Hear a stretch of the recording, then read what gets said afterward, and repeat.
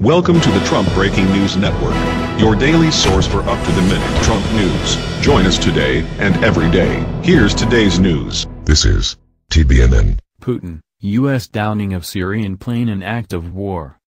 By Sean Adeltabatabai. Putin says the downing of a Syrian warplane by U.S. forces is an act of war.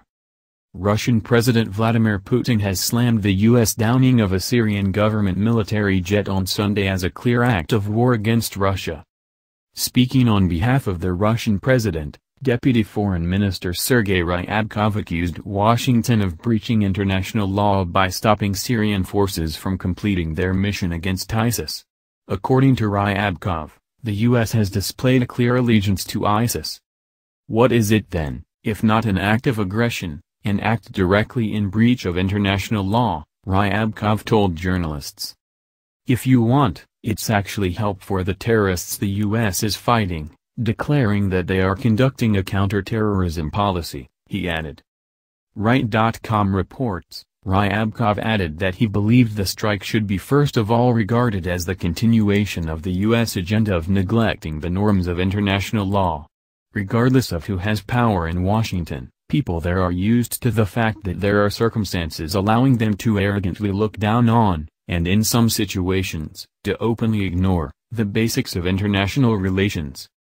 A Syrian Su-22 warplane was shot down by a U.S. F-A-18E Super Hornet on Sunday while it was on a mission in the countryside around Raqqa. Damascus stated that the plane was carrying out operations against Islamic State, formerly ISIS/ISIL, terrorists when it was downed. Washington says that the Syrian warplane dropped bombs near SDF fighters south of Tabqa and was shot down in accordance with rules of engagement of coalition-partnered forces. Earlier, Russia's Foreign Minister Sergey Lavrov urged U.S. forces in Syria and those of any other country to refrain from unilateral, uncoordinated action. We call on the U.S. and all others who have their forces or advisors on the ground in Syria to ensure the coordination of our work, he said. De-escalation zones are one of the possible options to move forward jointly, he said. We call on everyone to avoid unilateral moves, respect Syrian sovereignty and join our common work, which is agreed with the Syrian government, Lavrov said. He also called on everyone on the ground to respect Syria's sovereignty and territorial integrity. In June, the U.S. deployed HIMARS long-range rocket launchers from Jordan to its base in At-Tanf in southern Syria.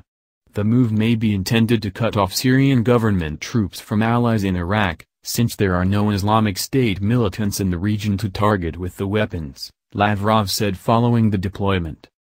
In April, U.S. President Donald Trump ordered a Tomahawk missile strike on Syria's Shayrat air base, claiming this was in response to alleged chemical weapons used by President Bashar Assad's forces, before anyone had the chance to verify this via an investigation. Last September, a coalition airstrike on Syrian government forces positions near the eastern city of Deir ez-Zor left more than 60 Syrian soldiers dead. That's the news. Join us here every day. Be sure to subscribe and click the bell. See you next time. This is TBNN.